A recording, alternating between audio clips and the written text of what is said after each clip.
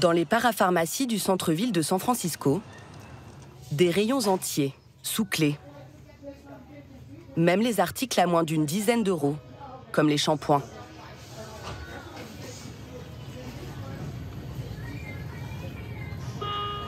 Un vendeur est demandé au rayon hygiène dentaire. Nous filmons en caméra discrète. Bonjour. Car cette célèbre chaîne de magasins américaine a refusé notre demande de tournage. On voudrait une brosse à dents. À chaque fois qu'on a besoin de quelque chose, il faut vous appeler? Oui, Pourquoi tout est sous clé comme ça? parce que sinon les gens volent. C'est scandaleux. Et du dentifrice aussi, s'il vous plaît. Même le dentifrice? Tout. Ils viennent avec des marteaux. Ils cassent et ils volent tout. Pendant la journée? Toute la journée. De l'ouverture à la fermeture. Ça doit être compliqué pour vous. Oui, c'est dur. C'est vraiment grave. Et qu'est-ce qui se passe quand ils arrivent avec des marteaux? Ils prennent ce qu'ils veulent et ils s'en vont. Vous ne faites rien. Pour notre sécurité, nous ne sommes pas censés intervenir. C'est la consigne. Mon travail, ce serait plutôt de vous protéger vous. S'ils viennent, je vous écarterai de leur chemin. Ce magasin serait victime d'une vingtaine de vols par jour.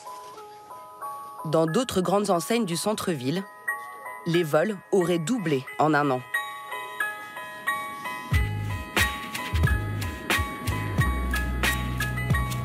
La capitale de la tech, berceau du mouvement hippie dans les années 60, incarne dans le monde entier une autre Amérique, tolérante et ouverte d'esprit.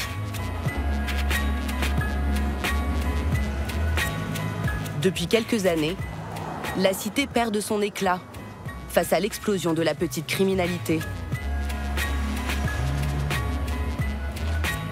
Des vidéos postées sur les réseaux sociaux ont choqué tout le pays. Cet homme, par exemple, qui dévalise un magasin, à peine inquiété par le vigile.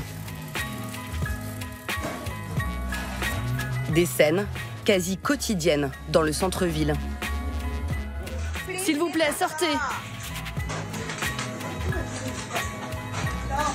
Oh mon Dieu, appelez la police. L'effet pervers d'une loi adoptée en Californie dans le but de désengorger les tribunaux et les prisons. La proposition 47. Il faut partir, quitter le magasin. Elle réduit la sévérité des peines pour les vols de moins de 900 euros. Ils sont considérés désormais comme de petits larcins, passibles de 6 mois de prison au maximum. Dans les faits, ils font rarement l'objet de poursuites. Le phénomène a pris de l'ampleur à San Francisco, où le nombre de toxicomanes et de personnes sans abri a bondi depuis 3 ans. Ils sont 4000 à dormir dans la rue. Bonjour, comment allez-vous? Gunnar est un ambassadeur. C'est ainsi qu'on appelle la centaine de médiateurs payés par la mairie et des ONG. Bonjour, comment ça va?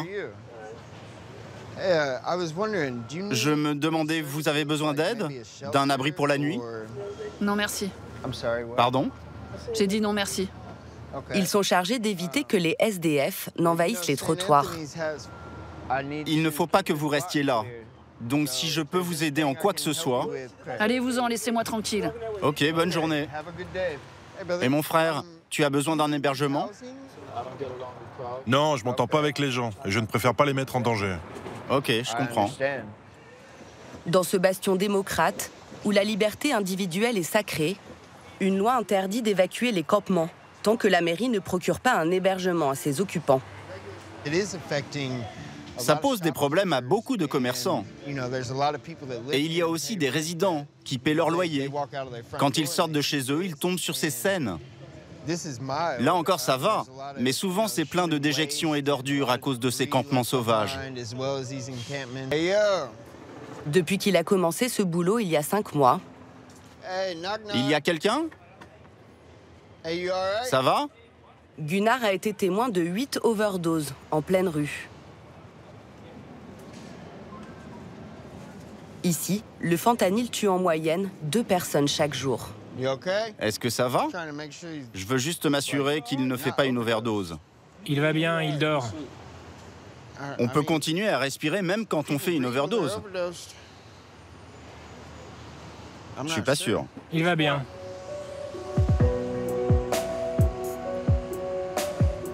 Une drogue extrêmement addictive qui transforme ses victimes en zombies.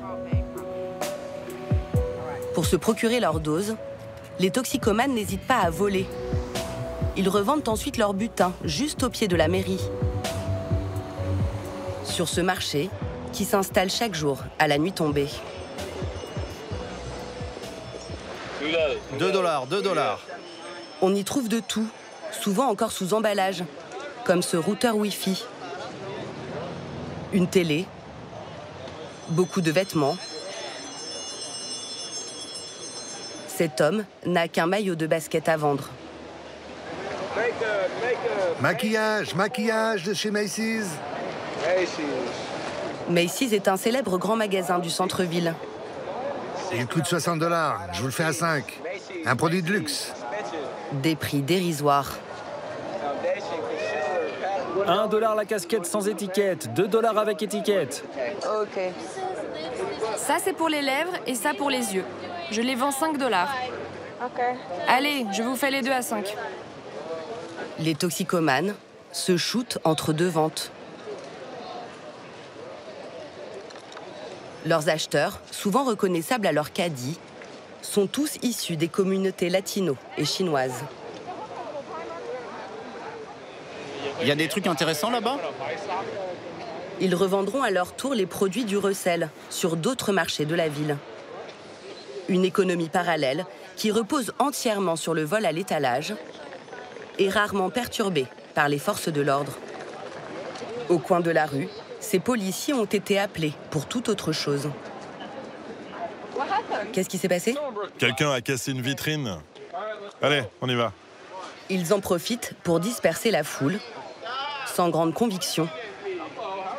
Une main dans la poche, une canette de soda dans l'autre. Allez, on y va. Les vendeurs ne semblent pas très inquiets et remballent, sans se presser.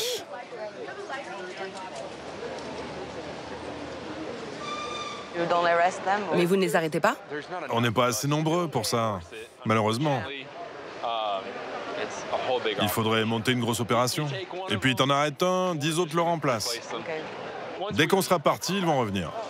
Alors à quoi ça sert d'intervenir? Ça fait plaisir à mon patron. La police de San Francisco manque de recrues. 600 postes vacants, soit un quart de l'effectif normal. Un climat d'insécurité qui fait fuir les passants du centre-ville, devenu l'ombre de lui-même.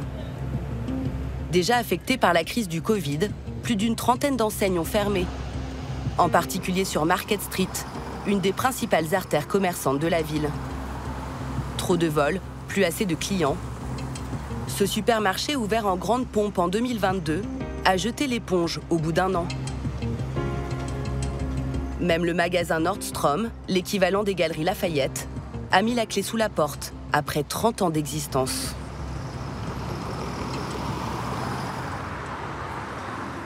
À quelques centaines de mètres de Market Street, ce supermarché reste l'un des rares commerces à faire front. Un sac? Non, merci. Ça va? Gilles Desauniers l'a ouvert il y a 30 ans. Il est un pilier du quartier.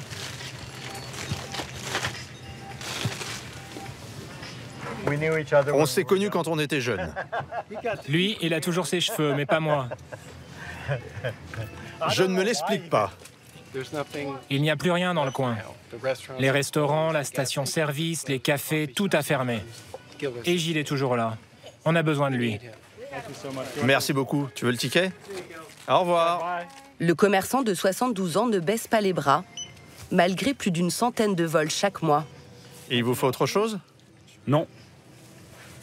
Pour tenter d'arrêter l'hémorragie, il a réorganisé tout son magasin avec les moyens du bord.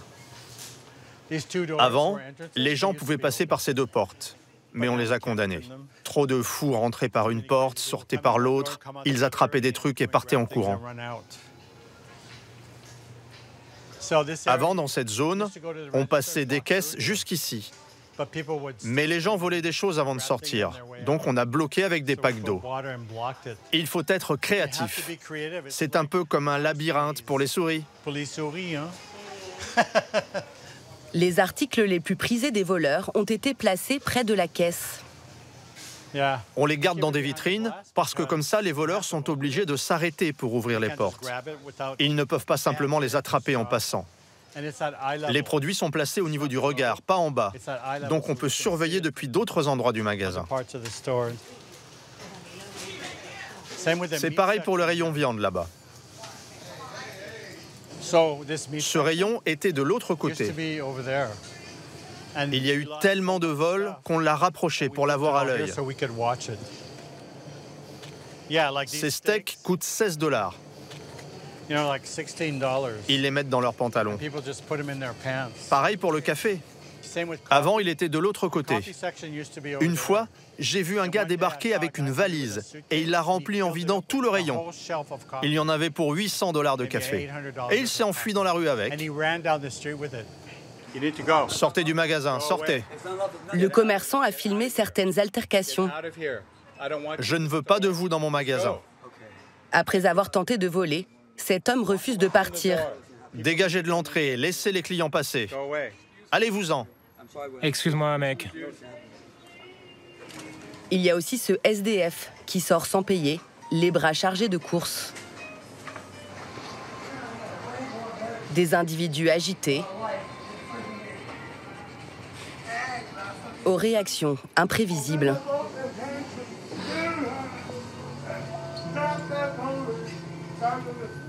Toute la journée, les 20 employés doivent jouer au chat et à la souris avec les voleurs présumés.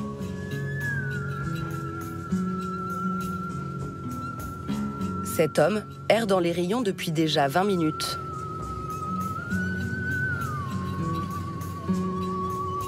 Un des salariés le surveille en faisant mine de ranger des canettes.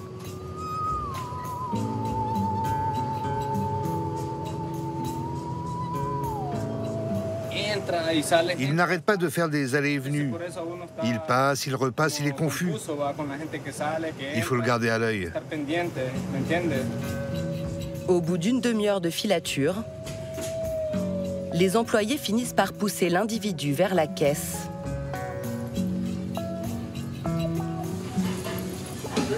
C'est là-bas. Mais au moment de payer, l'homme affirme avoir oublié le code de sa carte bleue et repart les mains vides.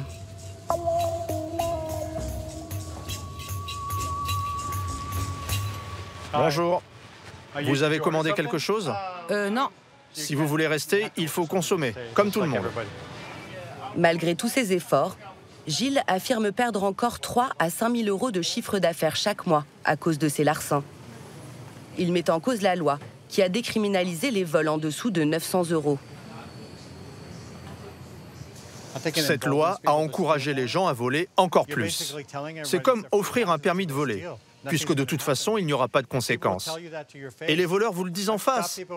J'en ai attrapé qui m'ont dit « Pourquoi vous appelez la police? De toute façon, elle ne fera rien. » Ce sont des délinquants qui disent ça. C'est vraiment grave. Depuis que la consommation de fentanyl a explosé, les vols s'accompagnent de plus en plus de violence. Ça, c'est un homme qui m'a mordu. Gilles a été agressé une vingtaine de fois en un an. Il était en train de voler, je l'ai sorti du magasin, on s'est battu, je l'ai maintenu au sol, j'attendais la police. Et c'est là qu'il m'a mordu très fort. Il m'a arraché la peau. Lui, la police l'a arrêté. Cette photo a été prise après que j'ai été agressé par une femme. Elle se comportait bizarrement, donc on l'a sortie du magasin. Elle était très agitée et elle m'a griffé au visage. Elle a sorti de son sac un spray au poivre. Elle m'a aspergé le visage et les yeux avec. Après, j'avais du mal à voir de cet œil et j'ai dû me faire opérer pour remplacer le cristallin. La ville a tellement changé. J'espère qu'on va se réveiller et ramener un peu de décence, de normalité dans nos vies. On ne peut pas accepter de vivre ainsi pour toujours. L'esprit de tolérance, propre à San Francisco, aurait-il atteint ses limites? La majorité des habitants semble aujourd'hui le penser. Ils ont voté pour destituer leur procureur l'année dernière.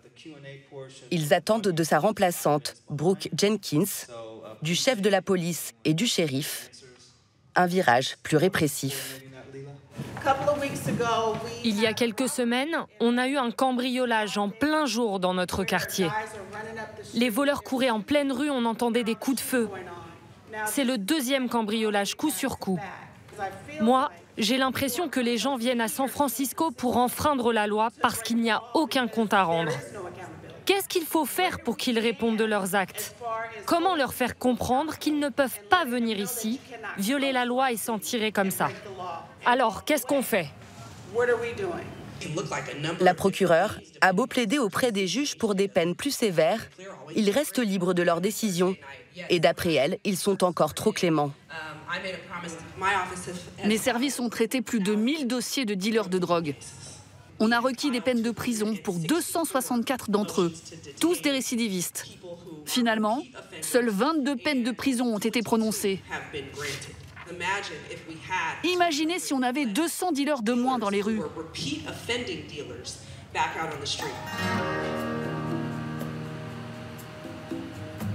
Dans la banlieue de San Francisco, Laurie et Eric sont persuadés que le climat d'impunité aurait mené à la mort de leur fils, Blake, tué alors qu'il voulait empêcher un vol.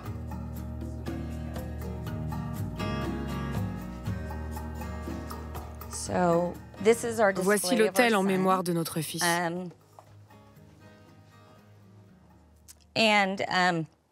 Excusez-moi. C'est l'émotion.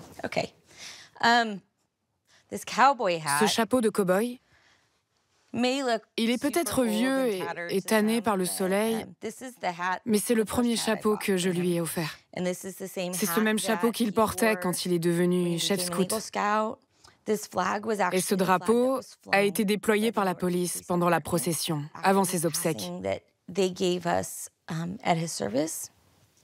Blake avait 26 ans. Il était bénévole dans la police et espérait y faire carrière. Le jeune homme venait de se fiancer. Il a été tué 4 mois avant son mariage. Pour gagner sa vie, Blake était agent de sécurité dans ce magasin de bricolage près de San Francisco. Le 18 avril dernier, une femme vole un transformateur électrique et tente de rejoindre son complice, qui l'attend dans une voiture. Blake l'arrête, lui reprend l'objet volé, avant de s'éloigner. La femme le poursuit, sort un pistolet et lui tire dessus avant de récupérer le transformateur et de s'enfuir. Blake meurt sur le coup. La tireuse sera arrêtée quelques heures plus tard. Notre fils a été tué pour un objet qui coûte $200. C'est clairement quelque chose que cette femme voulait à tout prix. Elle estimait en avoir besoin. Le fait qu'elle poursuive notre fils, qu'elle y retourne, alors que Blake avait repris l'objet volé. Elle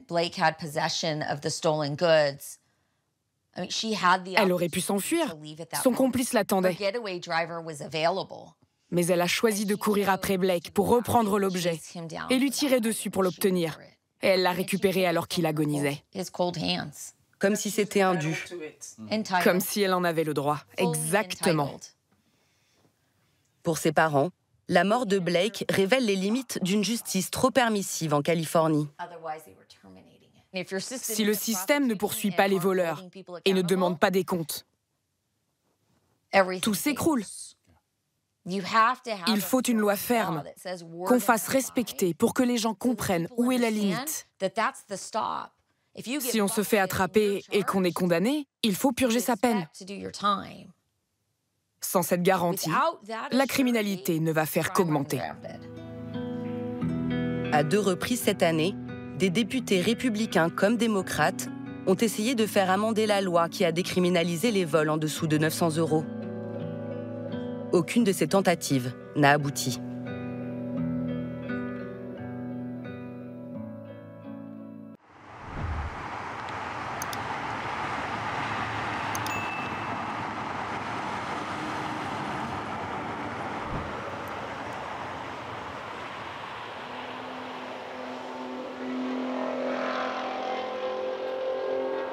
Qu'est-ce que c'est bruyant?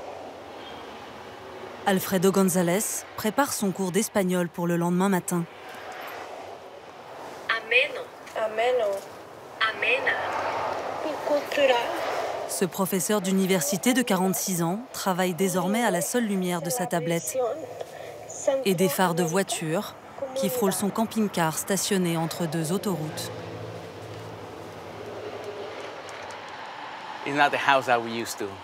C'est pas aussi bien que dans ma maison d'avant, mais c'est ici que je vis. Je suis là depuis 6 mois environ. Pardon pour l'absence d'électricité. Mais voilà, ici j'ai tout ce qu'il faut, mais pas de courant, car je ne suis pas connecté au réseau de la ville. Là j'ai un frigo, une douche qui ne marche pas et des toilettes. Et là, c'est la chambre à coucher. Mes vêtements sont rangés là-bas. C'est petit, mais il y a tout ce dont j'ai besoin.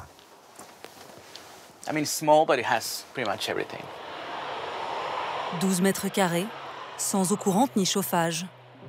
Très loin du confort de son ancien logement.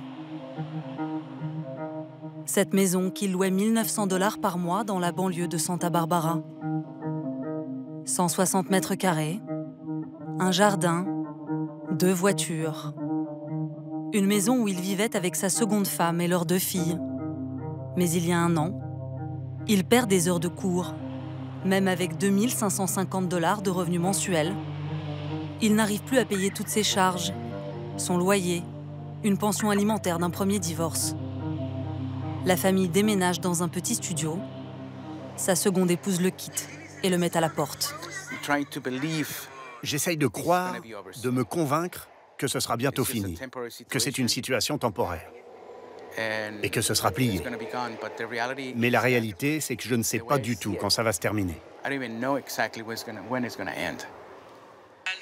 Alfredo continue à voir ses filles tous les jours, mais elles ne dorment jamais dans son camping-car. Je ne veux pas détruire leur joie, leur bonheur, à cause de ma situation.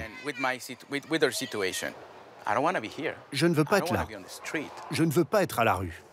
Je voudrais être logé avec ma famille, mais malheureusement, je ne peux pas me le permettre financièrement. Un déclassement social qu'ils sont des dizaines de milliers à vivre en Californie. Cet État américain, 5e économie mondiale devant la France, connaît une crise du logement sans précédent. Et l'image d'Épinal en prend un coup.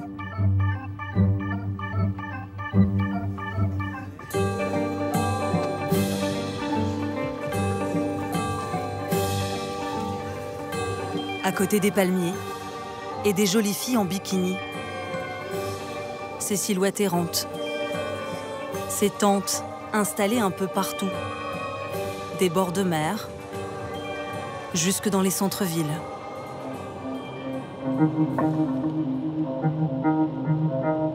Dans tout l'État, le nombre de sans-abri a grimpé de 27% l'an dernier.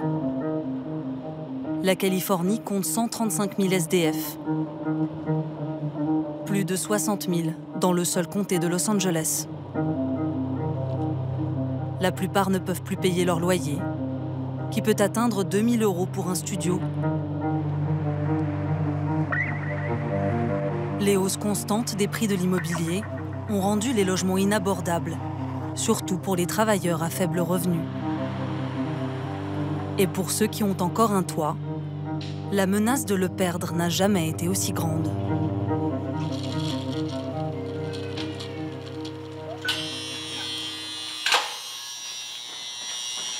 José Luis, peintre en bâtiment d'origine mexicaine, vit ici depuis 2 ans. Une résidence propre et même équipée d'une piscine. Là, voilà notre immeuble. Et l'appartement est au 2e étage, juste là. Une résidence où les loyers étaient plutôt raisonnables. José Luis y vit avec sa femme Nancy, qui s'occupe de leurs 2 enfants âgés de 3 et 8 ans. Au départ, le couple payait 1 600 $ par mois pour ce 3 pièces. C'était quand la première augmentation? C'était début 2019, au mois de mars. Depuis le mois de mars, plusieurs augmentations de loyers consécutives leur ont été réclamées pour une somme qui représente aujourd'hui plus des 2/3 de leurs revenus. Et ça, c'est la dernière augmentation. Ils veulent 1895 $. Je gagne 3200 $ par mois. Avec un loyer qui frôle les 2000, il ne me reste que 1200 $ pour payer toutes les charges du foyer. Personnellement, je dépense plus de 100 $ par semaine pour l'essence, soit 400 $ par mois. Et pour les courses, ce n'est vraiment pas donné. Je dépense 200 $ par semaine et ça suffit à peine. Avec ces hausses, leurs propriétaires tenteraient de tirer un maximum de profit avant janvier prochain, date de l'entrée en vigueur d'une nouvelle loi qui imposera un contrôle des loyers à Los Angeles. Comme 12 autres habitants de la résidence dans la même situation, José Luis et Nancy ont décidé de ne plus payer leur loyer. Menacée d'expulsion, la famille a pris un avocat et tente de négocier une augmentation de loyer plus raisonnable. On n'a pas d'alternative. C'est ça, ou finir à la rue. J'ai jamais imaginé me retrouver dans cette situation. Et oui, c'est dans un coin de ma tête. Cette idée que nous allons peut-être devoir dormir un jour dans notre voiture, ou bien dans un parc. Une idée, ou plutôt une angoisse, commune à des milliers d'habitants.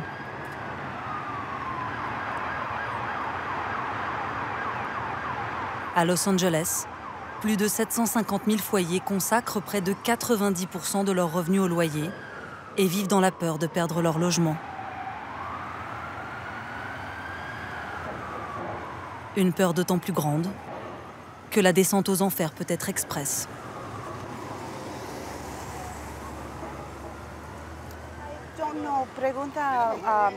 Monica, dis-moi, on aurait des chaussettes? On en a, non? Tu lui en donnes? 2 fois par semaine. Comment ça va, Anna Maria? Dans ce parc, tu es magnifique, comme toujours. L'association Douche de l'Espoir vient installer ses cabines mobiles. C'est bon, t'as tout ce qu'il te faut? Distribution de savon, de serviettes, de sous-vêtements, mais aussi de nourriture. Je vais me préparer un bon petit hot dog. La plupart de ces sans-abri vivent dans le parc. Ce sont essentiellement des hommes, originaires d'Amérique latine. Dans toute la région de Los Angeles, ils représentent près de la moitié des SDF. Ok. Qui veut une couverture? Prenez-les. Si vous voulez du grand luxe, il n'y en a pas. Prenez ce qu'il y a. En bonnet bleu, le regard perdu, Gabriel, 34 ans. La vie de cet ancien chef cuisinier a basculé en quelques jours. Après la mort de sa femme dans un accident de voiture, il dépense une partie de ses économies pour les funérailles. Puis, lui-même se retrouve à l'hôpital. Une opération de la vésicule qui va lui coûter plus de 20 000 $, ainsi que son emploi.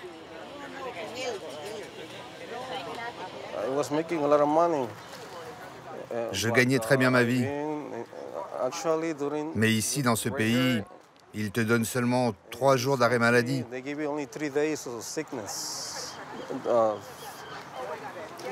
Mais moi, ils m'ont gardé plus de 3 jours à l'hôpital. J'y suis resté 15 jours et j'ai perdu mon job. Quand j'ai essayé de revenir dans mon entreprise, ils m'ont dit non, on ne te reprend plus.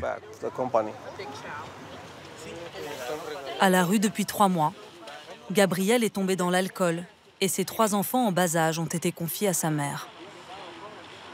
La perte de sa famille a douché ses espoirs de retour à une vie normale. Il ne voit plus aucune issue à sa situation. Cette dégringolade, si courante en Californie, c'est ce que cherche à éviter à tout prix Alfredo, le prof de fac. Et dans son malheur, il a eu un peu de chance. Quelques mois avant de perdre son logement, Alfredo achète ce camping-car pour faire des sorties avec ses filles. Seul hic, en Californie, il est officiellement interdit de dormir dans son véhicule hors parking autorisé. Alors chaque jour, c'est un peu la galère pour se garer. Ça fait partie du deal avec la mairie. On ne peut pas garder la même place la nuit et le jour. Dès 7 h du matin, je dois bouger. Vous faites jamais de grasse matinée? Non, non, jamais. Pour moi, il n'y a plus de sommeil.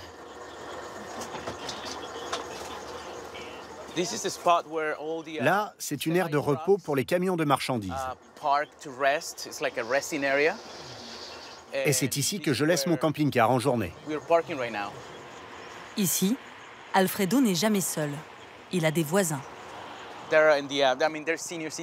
Ce sont des retraités, des personnes âgées de plus de 60 ans. Celui qui vit là a 65 ans. C'est sa résidence, si je puis dire. Avant, je pensais que c'était des gens de passage, des touristes. Mais non. Si on regarde attentivement, on réalise que c'est la zone des SDF ici. Des gens vivant dans leur véhicule. Et ça peut vraiment arriver à n'importe qui.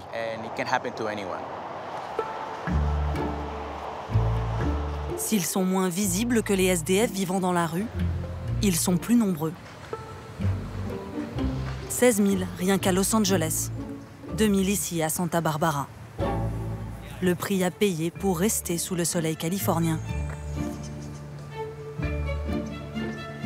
Comme Alfredo, la plupart travaillent, mais ne peut pas payer de loyer. Alors la ville s'est adaptée et a mis des parkings à disposition des personnes dormant dans leur voiture. Mais pour avoir le droit d'y stationner, il faut un permis. Bonjour Alfredo, comment ça va? Bonjour. Je m'appelle Jordan, entrez. Enchanté. Vous venez pour le renouvellement? Oui, s'il vous plaît. Installez-vous. C'est une ONG qui délivre ses autorisations de stationner dans des parkings privés ouverts la nuit. Des places sécurisées et gratuites où la police ne peut pas mettre d'amende. Ça, c'est pour vous. Pour bénéficier de ce programme appelé Safe Parking, les sans-abri doivent être en règle. Ils doivent venir tous les mois. Ils doivent avoir une assurance, un permis de conduire et une carte grise. Ce sont les exigences basiques du programme. C'est pas beaucoup de paperasse. On vérifie aussi qu'ils respectent les règles, qu'ils quittent leur parking à l'heure, pour qu'on n'ait pas de problème avec les voisins ou les entreprises qui nous prêtent leur parking.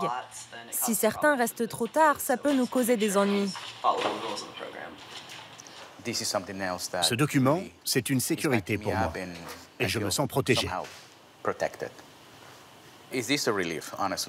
Et oui, je suis soulagé. Sans ça, je ne saurais pas quoi faire et où aller.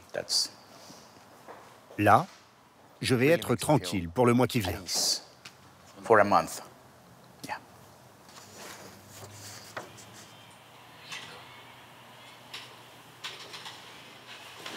Merci beaucoup.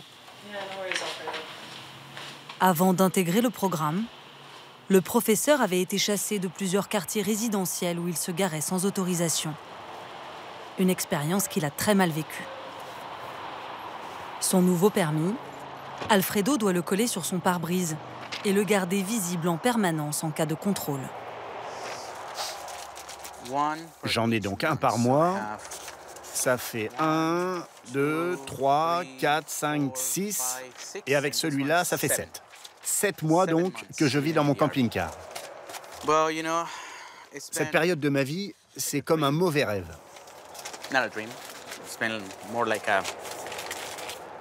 Alors oui, ça aurait pu être pire. Au moins, j'ai un toit au-dessus de la tête. Une mauvaise passe dont il espère encore pouvoir sortir. Même si 85% des hommes qui finissent à la rue ne retrouvent pas une stabilité financière et un foyer.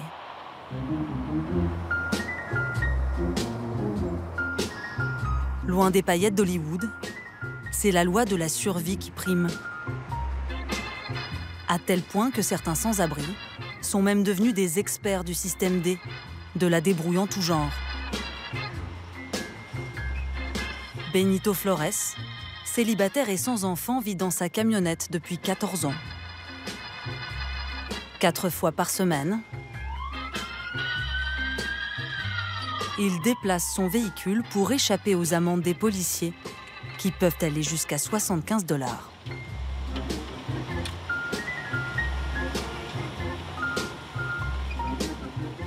Là, c'est réservé aux résidents, uniquement ceux qui vivent ici. Benito a choisi aujourd'hui ce quartier tranquille et plutôt modeste, où il n'est pas très embêté par les voisins. Car à 62 ans, il ne veut pas d'ennui. Et surtout, il ne veut pas être dénoncé par les résidents. J'ai des rideaux très épais car je ne veux pas que les gens qui sont dehors puissent me voir. Et je ne veux pas qu'ils sachent que je suis ici.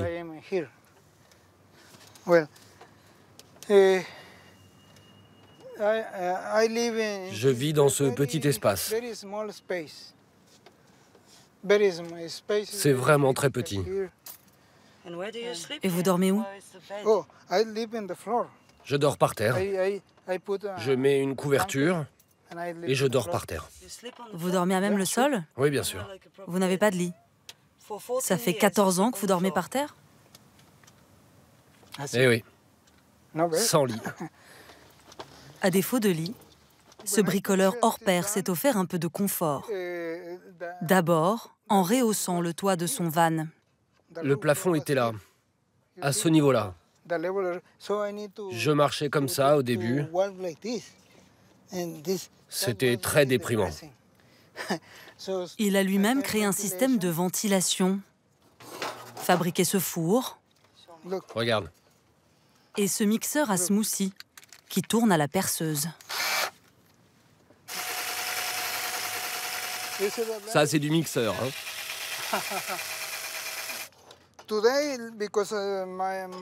À cause de mon diabète qui a empiré, je ne cuisine plus, malheureusement. Je mange ça maintenant. C'est des pousses de lentilles qui me donnent tous les nutriments dont j'ai besoin. Acheter ça, ça coûte très cher. Donc je le fais moi-même. Sinon, tu peux trouver ça à Hollywood, dans les magasins bobos. Arrivé du Mexique au début des années 90, Benito vit légalement aux États-Unis. Il a toujours travaillé comme ouvrier et homme à tout faire chez des particuliers, et toujours gagné l'équivalent du SMIC horaire.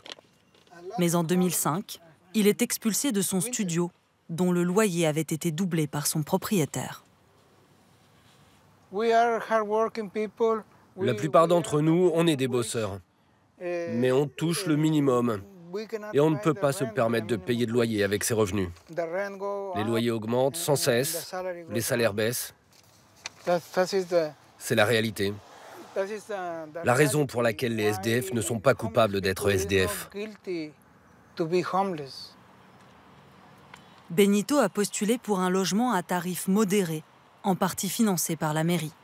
Mais il a été recalé, considéré comme trop riche, non prioritaire par rapport à d'autres sans-abri. Pourtant, aujourd'hui, il gagne moins de 900 $ par mois. Un budget très limité qui le contraint à chercher des services gratuits. Depuis qu'il est SDF, Benito a pris une carte de membre dans cette bibliothèque publique où il passe entre 4 et 6 heures par jour. Tu vois, dans mon van, j'ai une lampe torche.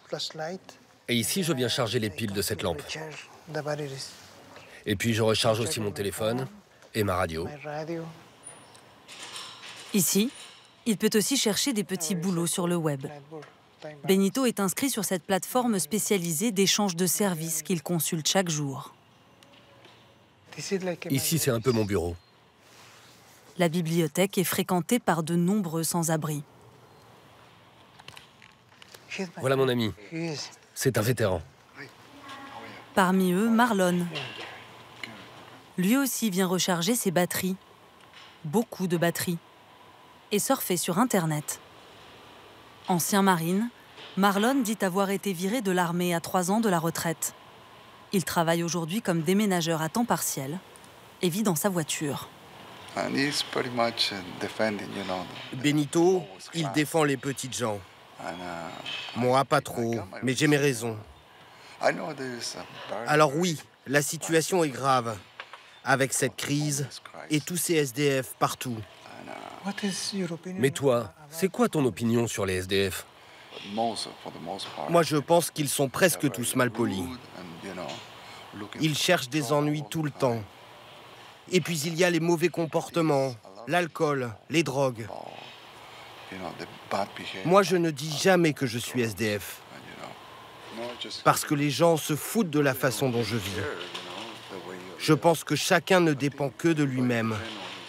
Vous savez, moi je travaille si dur pour gagner mon argent.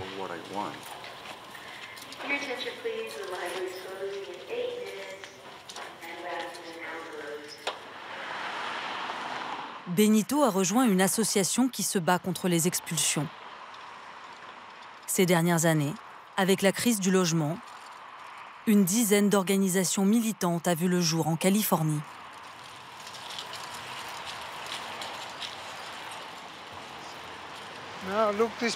Regarde tous ces gars qui vivent là.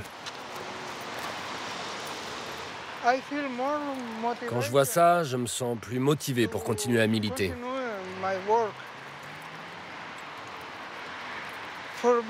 Pour moi, c'est une guerre. Comme une guerre entre les millionnaires qui prennent les terres, construisent ou rachètent les immeubles et qui augmentent les loyers, et les gens qu'ils poussent à la rue. Un triste constat qu'il fait chaque soir en parcourant les 6 kilomètres qui séparent la bibliothèque de sa camionnette. Là, c'est un nouvel immeuble. Ça sera que des appartements de luxe, au loyer pas du tout abordable. Pourquoi? Tout ça, c'est à cause de l'embourgeoisement de la ville. Les promoteurs construisent que des logements trop chers. Ils veulent de gros loyers. Pour se payer un studio, en gagnant le salaire minimum, Benito devrait en théorie travailler 80 heures par semaine. Impossible à son âge. Trop vieux, trop fatigué. Il ne peut plus faire des journées à rallonge pour joindre les deux bouts.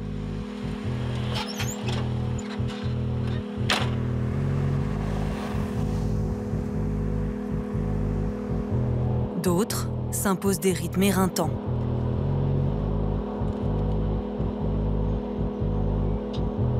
Il est minuit à Santa Barbara. Alfredo, le professeur d'espagnol, est sur la route. C'est là que commence mon périple. Toutes les nuits, il travaille comme chauffeur grâce à cette application qui le met en contact avec des passagers. Les revenus, ça dépend des jours. Le pire que j'ai fait, c'était un lundi soir. 40 $ seulement. Mais c'est comme ça que je survis.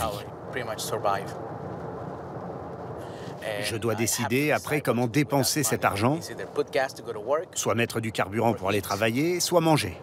Mais bien sûr, vu que j'ai besoin de me déplacer, je choisis le plus souvent l'essence.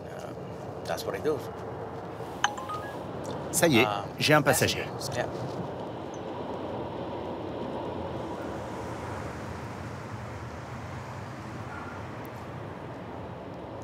Six heures plus tard, Alfredo est toujours dans sa voiture. Cette nuit, il a pris une dizaine de clients et gagné 111 $. Mais sa tournée n'est pas terminée. Il lui reste une toute dernière course à honorer. Bianca, Giovanna, on y va. Allez. Allez, viens en voiture, mon amour. Chaque vendredi, Alfredo emmène ses filles à l'école. Âgées de 3 et 7 ans, elles ne savent rien de sa situation. Pour elles, leurs parents sont simplement en train de se séparer. Maman t'a donné ton déjeuner? C'est dans mon sac à dos. Quoi, mon amour? Dans mon sac à dos Reine des Neiges. Dans ton sac à dos? Ton sac à dos Reine des Neiges? Et je veux aussi un trampoline Reine des Neiges. Un trampoline Reine des Neiges? Oui. Tu sais, on en avait un dans notre ancienne maison, n'est-ce pas, Bianca? Oui. Il te manque le trampoline, Bianca? Oui. Moi, j'en veux un pour mon anniversaire. Les filles d'Alfredo sont scolarisées dans une école catholique privée.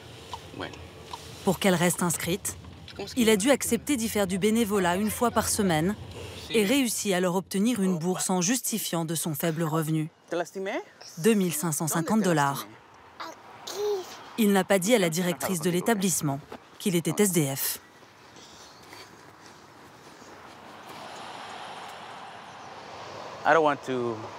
Je ne veux pas que ça arrive aux oreilles des autres enfants.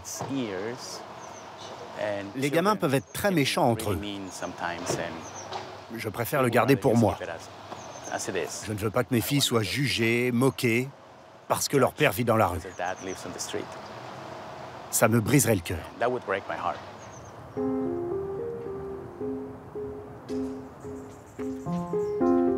Ce secret, il le garde aussi sur son lieu de travail. Le Santa Barbara City College, l'une des meilleures universités publiques du pays. 15 000 étudiants, des moyens considérables, la plage à portée de main. Ma virilité en a pris un coup. Je suis censé être le chef du foyer, mais je ne suis même pas capable d'assumer ce rôle, prendre en charge ma famille. Ce sentiment de honte, ça me tue de l'intérieur. Mais je ne peux rien y faire. C'est ma réalité. Je ne veux pas que les étudiants ici se disent « Comment ça, on a un prof SDF ?» Je ne veux pas de ça. Ils vont me prendre pour un alcoolique, un drogué, tout ce qui est associé aux sans-abri.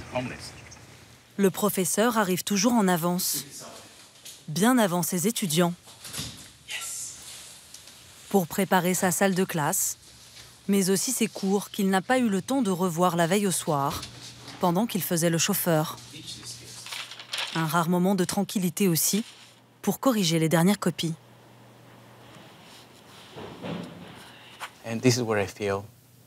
Ici, je me sens normal. Ici, je me sens apprécié. Je me sens moi-même. Un professeur qui aime enseigner, qui est admiré par ses étudiants. Je me sens vivant de nouveau. Être dans le camping-car, c'est tellement horrible, tellement déprimant, que parfois je crois qu'il n'y a pas d'issue possible. En fait, j'ai plus de solution là. J'ai 2, que dis-je, 3 boulots, et ce n'est pas assez. Car en plus de ce poste, Alfredo enseigne aussi une journée par semaine dans la ville voisine de Santa Maria. Une situation précaire, les places de titulaires sont rares. 26 ans, qu'il attend de décrocher un temps plein. Oh, elles sont jolies. Vous avez eu les mêmes? Elles sont très jolies. Regarde, le truc qui tourne, papa. C'est vrai, bébé. Ces rares moments de joie sont ceux passés avec ses filles. Grâce à l'argent gagné pendant la nuit, Alfredo a pu les emmener dans ce fast-food après ses cours. Viens me faire un bisou et un câlin. Merci. Merci.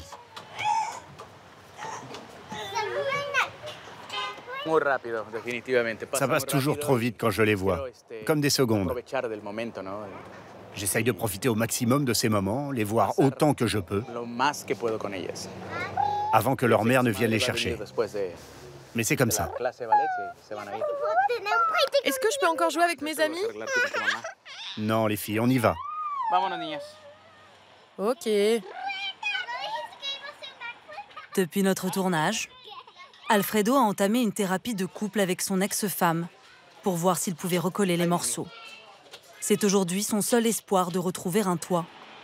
Ses revenus ne lui permettant pas de bénéficier d'un des rares logements subventionnés par l'État californien. Un État pointé du doigt, incapable d'endiguer ce phénomène, malgré plus d'1 milliard de dollars récemment investis pour construire des logements sociaux. Sur les 10 000 appartements promis pour début 2020, seule la moitié a été finie à temps. Une goutte d'eau sur le marché immobilier le plus inabordable des États-Unis.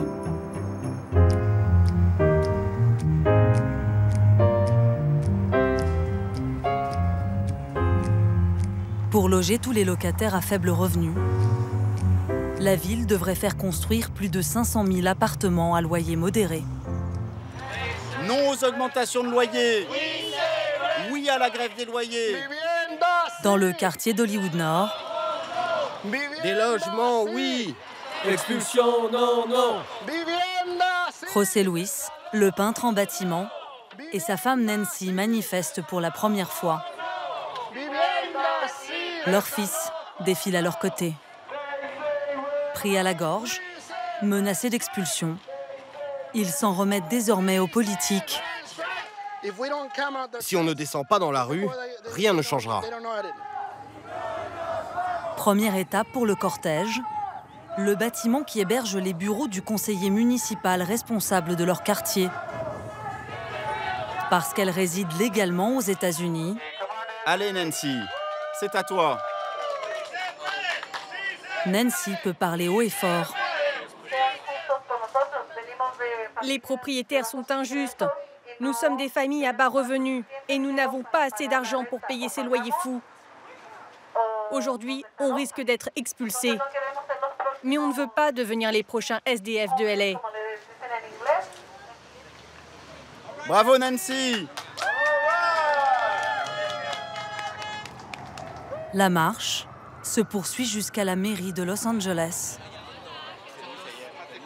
Au cœur du pouvoir, un lieu où cette mère de famille n'aurait jamais imaginé mettre les pieds. Un conseil municipal extraordinaire doit voter pour ou contre un moratoire de 3 mois sur les expulsions. Je suis un peu stressée quand même, nerveuse. Mais j'espère qu'on aura de bonnes nouvelles aujourd'hui. Avant le scrutin, Nancy et ses amis militants sont venus faire valoir leur point de vue. Aux États-Unis, la loi les autorise à parler publiquement au Conseil pour espérer influer sur le vote. Les intervenants sont nombreux. Chacun n'a qu'1 minute pour convaincre. Nous avons besoin de cette motion, qu'elle soit votée et appliquée le plus vite possible. Nous avons besoin de vous pour protéger un maximum de locataires en danger, dans ce que l'on peut appeler un état d'urgence. Merci beaucoup. À la surprise générale, la motion est adoptée à l'unanimité. Séance tenante. Elle sera ratifiée 3 jours plus tard par le maire de Los Angeles. Le gouvernement de la ville n'avait jamais travaillé aussi vite et bien depuis de longues années. C'est un répit pour Nancy et les siens, mais un répit de courte durée. 3 mois à peine, au-delà desquels son propriétaire pourra, s'il le souhaite, décider de l'expulser avec sa famille.